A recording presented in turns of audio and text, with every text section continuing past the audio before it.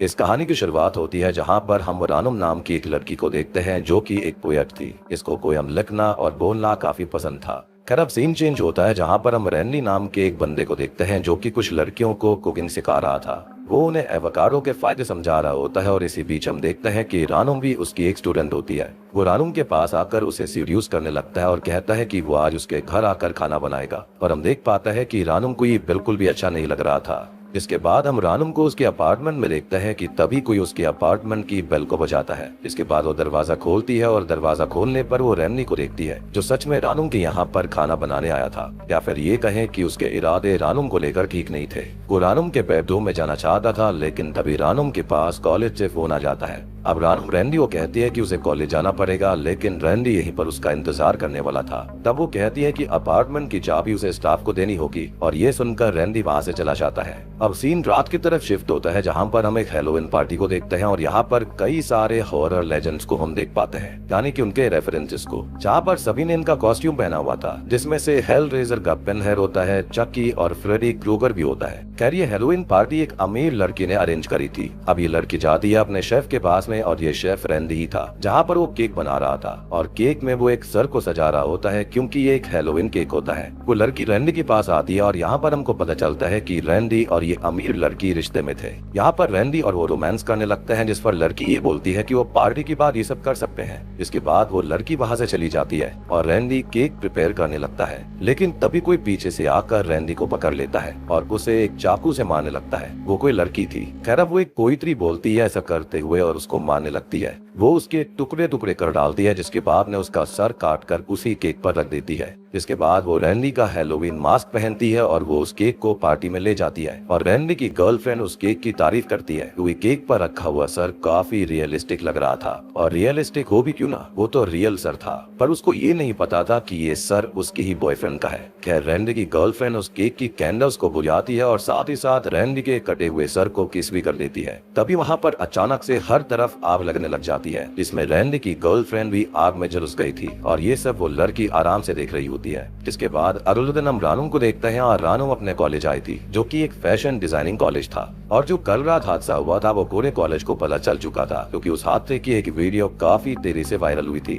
अब सभी लोग रानुम को देखने लगते हैं क्योंकि सबका शक उसके ऊपर ही था, क्योंकि लास्ट टाइम रानुम के साथ ही रैंडी ने बदतमीजी करी थी, तो सबको लग रहा था कि उसने ही रैंडी को मार कर पार्टी में आग लगा दी। अब रानुम अंदर जाती है जहाँ पर वो उस वीडियो को देखती है। इसको देखकर वो काफी डर गई थी, जिसके बाद वो भागते हुए वहाँ से जा रही होती है और वो किसी से टकरा कर गिर पड़ती है। जिसके बाद उसकी टीचर मिसेस सूरी उसको उठाती है। अब वो उसे उसके स्टूडियो में इनवाइट करती है और मीनवाइल हम एना नाम की एक साइकोलॉजिकल टीचर को देखते हैं, जो कि बच्चों को क्राइम और साइकोलॉजी के बीच के कनेक्शन को बता रही थी। वो यहाँ पर एक मोलेस्टर के बारे में बात करती है जिसने कि आज तक 48 लोगों का यानी कि 48 आदमियों के साथ गलत काम किया था, लेकिन यह अनुमान लगाया गया है कि उसने करीबन 200 लोगों के साथ 200 आदमियों के साथ ऐसा किया था। इसके बावजूद उसके पास उसके विक्टिम्स की 250 से 300 रिकॉर्डिंग भी थी। उनके साथ मोलेस्टेशन करने से पहले वो उनको बेहोश कर दिया करता था और ये ब्रिटिश का सबसे बड़ा सेक्सुअल प्रेडेटर था और इसका नाम रेनार्ड था, जो कि मैनचेस्टर इंग्लैंड में रहता था और उस समय वो डॉक्टर की डिग्री के लिए पढ़ाई भी करता था। इसके बाद में वो एक और व्यक्ति के बारे में बताती है जिसका नाम रियान था, जो कि एक सीरियल किलर था और यहाँ पर ये किलर अपने विक्टिम्स को मारकर उनको जला दिया करता था और वो ऐसा इसलिए किया करता क्योंकि उसे हर्ट फील होता था। लोगों को मारकर उसे रिलीफ मिलता, मतलब जब भी उसे डिसअपॉइंटमेंट या फिर किसी चीज से हर्ट फील होता था तो वो लोगों को मार दिया करता और उन्हें जला दिया करता। जिसके बाद वो रोबोट गैरक के बारे में बात करती है, जिसने की करीबन 12 बच्चों को खत्म किया था, जिसमें से 9 से 15 साल तक के बच्चे शामिल थे।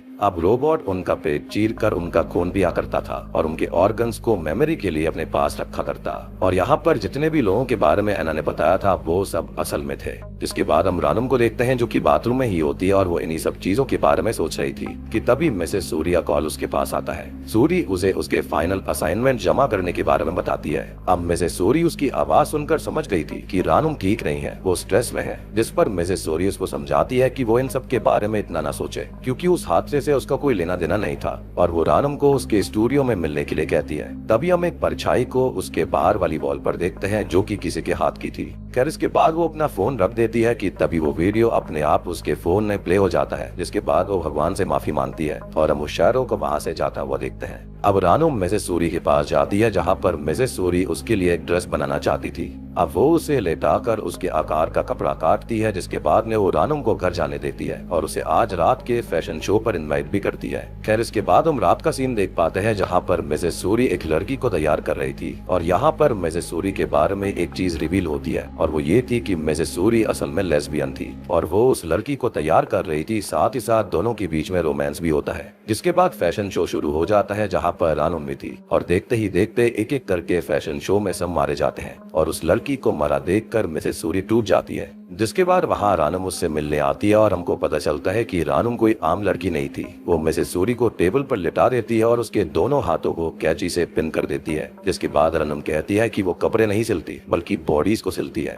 और ये बोलने के बाद रानू सूरी पर स्टिचेस लगाने लगती है। वो उसे कहती है कि उसने उसका दिल तोड़ा है। उसका दिल खून की एक नाजुक बूंद है जिसे उसने बिखेर दिया, बिल्कुल रेड वाइन की तरह, और अब इसकी भरपाई वो करेगी। हर एक खून की बूंद डेविल का सिर बनेगा और इतना कहते हुए वो उसको मार डालती है। और जैसा कि हमको पता है कि रानम एक पोएट है और इसलिए उसने ये पोएट्री बोलते हुए उसको मारा था। जिसके बाद हम रानम को देख पाते हैं जो कि गिल्ट में थी। शायद जो रानम ने किया वो उसने खुद नहीं किया था बल्कि ये उसके कंट्रोल में ही नहीं था। अब रानम एक जगह आती है जहाँ पर उसकी आंटी लक्ष्मी ने उसको बुलाया था कि तभी कुछ लोग रानम को पीछे से पकड़ लेते हैं और एक ट्रक कंटेनर में डाल देते हैं, जहाँ पर कोई आदमी उसके पास आता है और धीरे धीरे वो उसके पास आगे बढ़ रहा था। उस पर खून लगाकर वो कहता है कि उसके अंदर डेविल की सोल है और वो एक खूनी है। अब यहाँ पर हम एक लड़की को भी देखते हैं और इसके बाद वो लोग उसे छोड़ देते हैं। इसके बाद उसकी आंटी लक्ष्मी उसे लेने आती है और आंटी के साथ में ऐना भी होती है जो कि रानम की काउंसलर थी।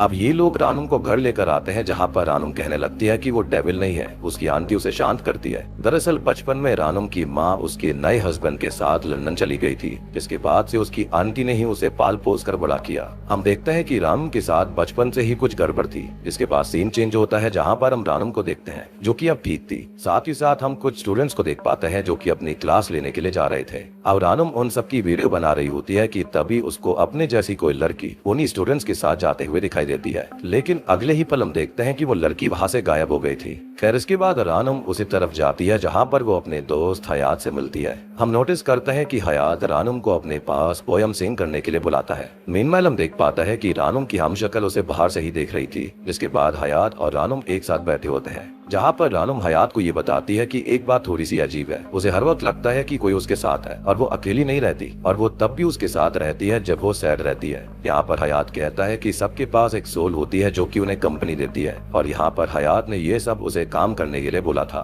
खैर रानम अब वॉशरूम चली जाती है जहाँ पर उसे वही लोग पकड़ लेते हैं जिन्होंने उसे पहले भी पकड़ा था और ट्रक के अंदर वो उसे लेकर गए थे। वो आदमी अब दोबारा उसके ऊपर खून लगाता है और साथ ही साथ वो लेडी कोई प्रेयर भी चैंट कर रही थी। बाहर अब हयात अकेला बैठा हुआ था कि तभी उसे रानम आकर हाइड एंड सीक खेलने के लिए बुलाती है। अब यहाँ पर ये जो लड़की है ना वो रानम नहीं थी, क्योंकि रानम तो अंदर होती है। खैर वो उस रानम की डुप्लीकेट के साथ हाइड एंड सीक खेल रहा था, लेकिन इसी बीच वो गायब हो जाती है और तब वो उसे कॉल करने लगता है, लेकिन वो उसके पीछे आ गई थी। दूसरी तरफ हम ऐना को देख पाते हैं जो कि अपनी कार से कहीं जा रही होती है कि तभी उसे वो लोग दिखाई देते हैं जिन्होंने 2 बार रानू को पकड़ा था, और उन्होंने ऐना की कार पर डेविल लिख दिया था, जिससे कि ऐना डर जाती है। जिसके बाद वो इन सब के बारे में लक्ष्मी को इन्फॉर्म करती है और लक्ष्मी ये बताती है कि ये लोग असल में एक सेक्ट के मेंबर हैं। मतलब कि ये वो लोग हैं जो कि इस दुनिया से डेविल को एक्सोरसाइज करना चाहते हैं, लेकिन ये लोग रानम के पीछे इसलिए पड़े हुए हैं क्योंकि उनका परिवार बहुत पहले से बदनाम है और उसकी फैमिली को लोग डेविल का परिवार कहते थे। इधर हम रानम को देख पाते हैं जो कि एक मैनेकिन को कपड़े पहना रही होती है। जिसके बाद सीन चेंज होता है जहाँ पर हम देखते हैं कि रानम और हयात करीब आ रहे थे और रानम हयात को पसंद करने लगी थी। अब हम ये नोटिस कर पाते हैं कि रानम इन सब से काफी ज्यादा खुश रहने लगी थी। वो हयात से उसके लिए पोएम लिखने के लिए कहती है और हयात उसका मैसेज देखता है और अपने डैड की पेंसिल निकालता है, लेकिन तभी हयात के पास एक हाथ का शायद आता है जिसे देखकर वो इस पेंसिल को दोबारा रख देता है।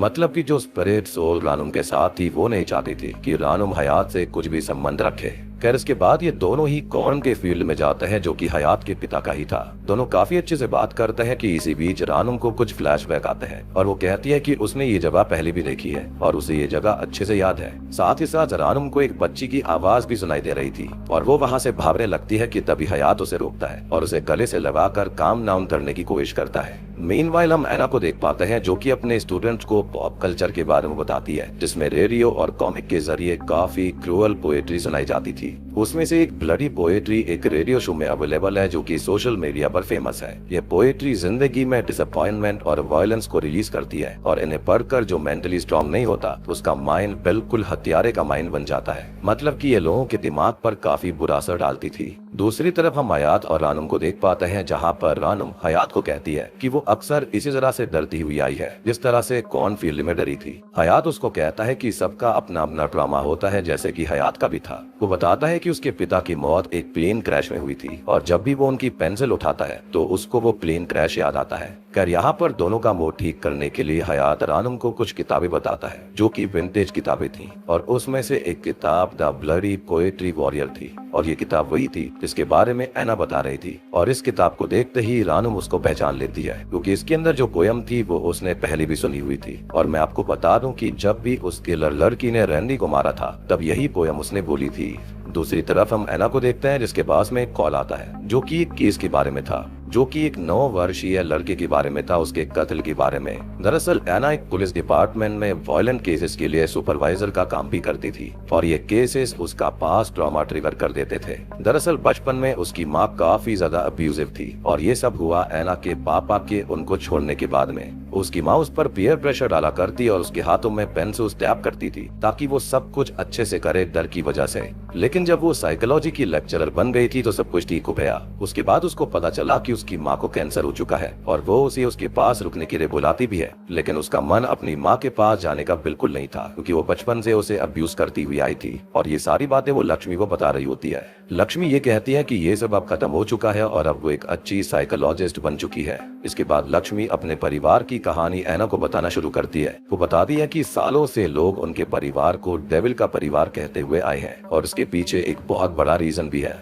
खैर अब लक्ष्मी की कहानी जानने से पहले हम देखते हैं रानुम को जो कि बिस्तर से उठती है कि तभी वहाँ पर वो हाथ की शैडो हमें दोबारा दिखाई देती है। इसी बीच उसे एक बच्ची की आवाज भी आती है जो कि उसे खेलने के लिए बुला रही थी और वो बच्ची उसे बाहर जाने पर दिखाई देती है और वो काउंटिंग कर रही होती है। बेसिकली वो उसको खेलने के लिए कह रही थी। रानुम उस बच्ची का पीछा करती है और पीछा करते हुए वो बालकनी के बाहर देखती है जहाँ पर वो बच्ची होती है, लेकिन अगले ही पल वो नीचे आकर वहाँ से गायब हो जाती है। ये सब देखकर रानुम बहुत डर गई थी। वो नीचे जाकर देखने लगती है और वो बच्ची उसे सिस्टर कहकर बुला रही थी। दूसरी तरफ रानुम की आंटी लक्ष्मी एना को उनके परिवार का सीक्रेट बताती है। वो बताती है कि उनके परिवार के पास में शक्तियां हैं और उनके हर मेंबर्स में से किसी न किसी एक के पास में ये शक्तियां होती ही है जो कि सदियों से चलता आ रहा था। और इन्हीं शक्तियों की वजह से लोग जो है वो उनके परिवार को डेविल का परिवार समझते हैं और ये शक्तियां सदियों से उनको मिलती आ रही हैं। लेकिन उनकी शक्तियां आम शक्तियां नहीं है बल्कि काफी ज्यादा तबाही लाने वाली है। अब लक्ष्मी बताती है कि उसके साथ भी बचपन में ऐसा कुछ हुआ था। कुछ बच्चों ने उसे डेविल्स चाइल्ड बताया था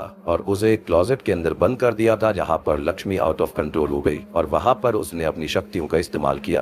अब उनकी फैमिली जो थी वो 2 भागों में बटी हुई थी, जिसमें से एक तरफ के मेंबर्स स्पिरिचुअल टीचर बनने का रास्ता चुनते हैं और दूसरी तरफ वालों की जिंदगी वायलेंस और केओस में गुजरी और ये उनकी फैमिली का एक कर्ज था। बेसिकली एक ने अपनी फैमिली की शक्तियों को यानी कि जो मेंबर्स थे उन्होंने उसको सही राह पर लगाया, लेकिन दूसरे वाले उसे कंट्रोल नहीं कर पाए। लेकिन रानुम के परिवार के साथ अलग ही सीन था। खैर अब यहाँ पर लक्ष्मी एक बात और रिवील करती है और वो ये थी कि रानुम की एक जुड़वा बहन भी थी, जी हाँ, जिसका नाम रैंडिंग था। दरअसल रानुम के माता पिता आपस में हमेशा लड़ते रहते और काफी ज्यादा वायलेंट भी थे। उन्हें अवॉइड करने के लिए दोनों बहनें बाहर हाइड एंड सीक खेला करती थी। लेकिन एक दिन वो दोनों खेल रही थी जहाँ पर रानुम को रैंडिंग को ढूंढना था। अब रैंडिंग जो होती है वो कॉर्न फील्ड के अंदर छुपी हुई थी और यही फील्ड हयात के पिता की थी जो कि हमने शुरुआत में देखी भी थी।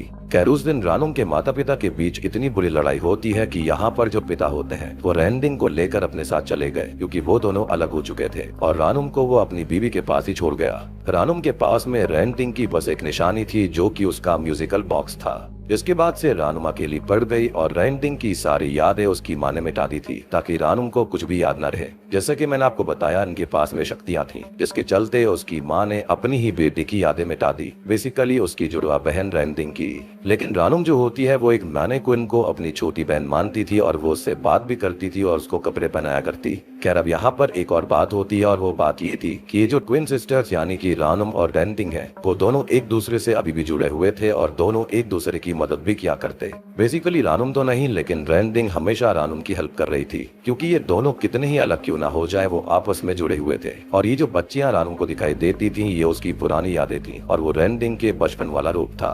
यानी कि जो लड़की वहां से गायब होकर बालकनी में आ गई थी और फिर वहां से भी गायब हो गई, बल्कि वो कोई और नहीं बल्कि वो रेंडिंग का ही बचपन का रूप था, जो कि रानुम को याद दिलाना चाहती थी कि उसकी एक और बहन भी है।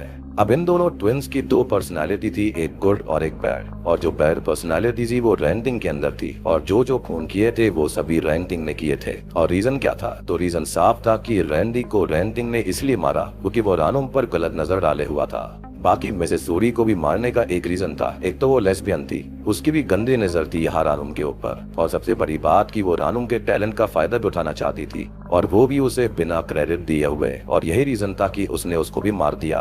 रानुम और रेंटिंग ढेर सारी चीजें और हैबिट्स एक जैसी शेयर करते थे और उन दोनों ने वो ब्लडी पोएट्री साथ में पढ़ी थी, इसलिए रेंटिंग को वो पोएट्री याद थी और मारने से पहले वो ऐसी ही कुछ पोएट्री बोला करती। और यहाँ इन दोनों बहनों के पास आपस में कम्युनिकेशन करने की एक अलग ही लैंग्वेज थी। हमने देखा भी था कि रेंटिंग रानुम से बात करने के लिए उसे साइंस दिया करती। Now coming back to the movie, हम रानुम को सोता हुआ देखते हैं कि तभी उसके पास एक हाथ आता है और रानुम अब डर कर रुक जाती है और तभी उसे वहां पर रेंटिंग का वो म्यूजिकल बॉक्स मिलता है। मतलब कि वो उसको बता रही थी कि वो रानुम के आसपास है, जो कि दर्शाता है कि वो अपनी प्रेजेंस उसको महसूस करवा रही थी। हालांकि रानुम को ये पता था कि कोई तो है जो कि उसके साथ हर वक्त रहता है और यही सेम चीज उसने हयात को भी बताई थी, लेकिन उसे इसके बारे में याद नहीं था कि वो कोई और नहीं बल्कि उसकी ही जुड़वा बहन रेंटिंग है। तभी हम देखते हैं ऐना और लक्ष्मी को, जहाँ पर लक्ष्मी के पास एक और मौत की खबर आती है जिसके अंदर एक लड़की ने खुद को ही खत्म कर लिया था और ऐसा बताया जा रहा था कि ये केस भी रानुम से ही जुड़ा हुआ है। खैर तभी हम रानुम को देखते हैं जिसका कल बर्थडे था।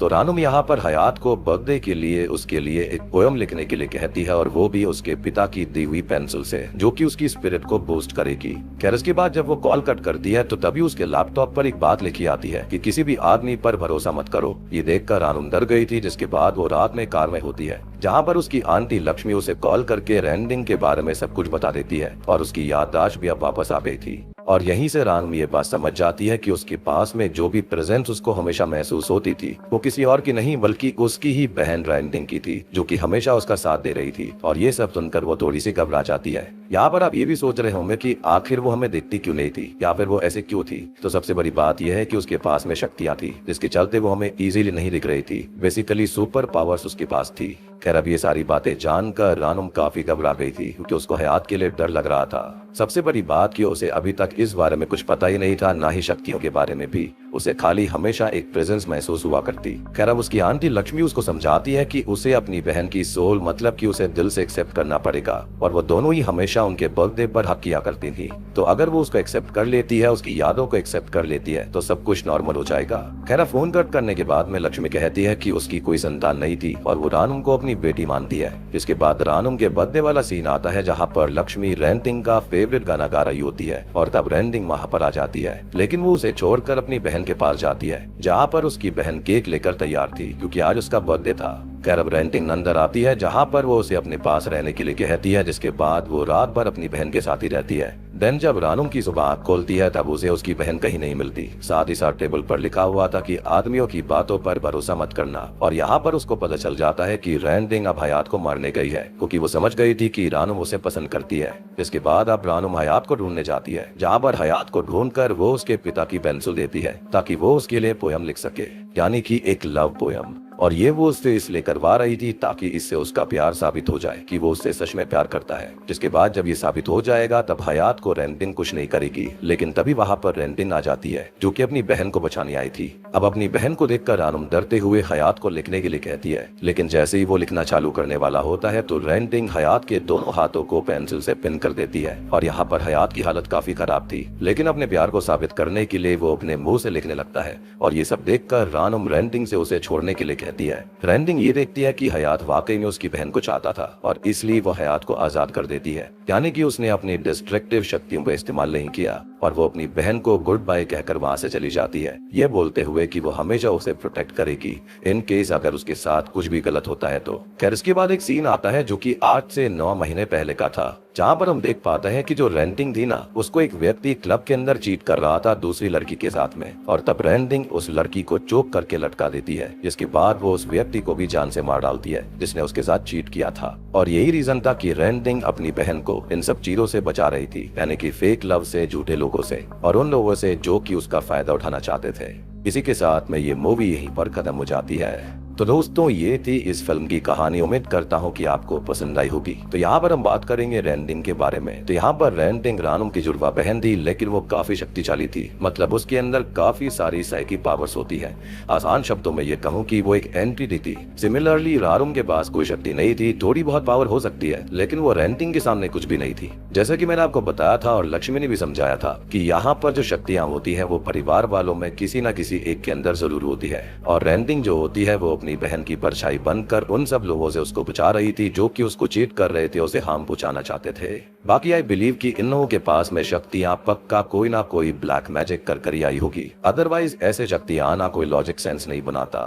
तो पक्का इन लोगों ने पास्ट में यानी कि इनके ग्रेट ग्रैंडफादर्स ने कोई ना कोई रिचुअल करा होगा, जिसके चलते इनके परिवार के अंदर किसी न किसी एक के अंदर शक्तियां आती रहती हैं, जो कि हमेशा generation to generation pass on होती रहती होंगी। और हाँ, यहाँ पर ऐसा भी हो सकता है कि आप इसको एक मेटाफोरिकल वे में भी ले सकते हैं, जैसे कि यहाँ पर जो रानम है ना, उसके अंदर एक पर्सनालिटी थी जो कि रेंटिंग की हो सकती है, या फिर ये हमारे अंदर भी होती है। जैसे कि हमारे साथ अगर कुछ भी होता है तो इन केस अगर हम वीक पड़ जाते हैं या फिर कोई इंट्रोवर्ट होता है, तो उसके मन के अंदर बहुत सारी सिचुएशन चलती रहती है कि अगर मेरे साथ ये फिर से होता, या फिर अगर मैं थोड़ा सा शक्तिशाली होता या फिर थोड़ा सा एक्सट्रोवर्ट होता, तो मैं उस इंसान के साथ ऐसा करता या फिर ऐसा बोल सकता था। तो उसी पर्सनालिटी को रेंटिंग यहाँ पर रिप्रेजेंट करती है। तो उम्मीद करता हूँ कि आपको ये फिल्म पसंद आई होगी। पसंद आई है तो वीडियो को लाइक कर दीजिए, चैनल के ऊपर नए हैं तो सब्सक्राइब कर लेना।